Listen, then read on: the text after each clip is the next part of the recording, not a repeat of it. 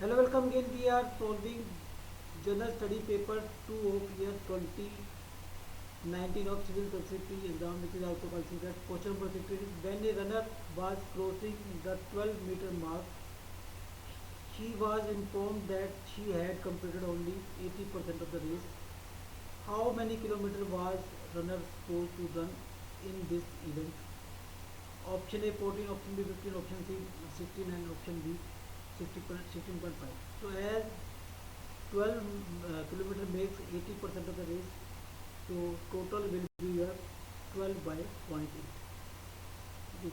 So that will be 15 kilometer. Answer is option B. Okay. That is 80%. So if you take x, so x 80% is your 12. So 0.8 x is your 12. So point x will be 12 by 0.8, that is 50. So answer is 50.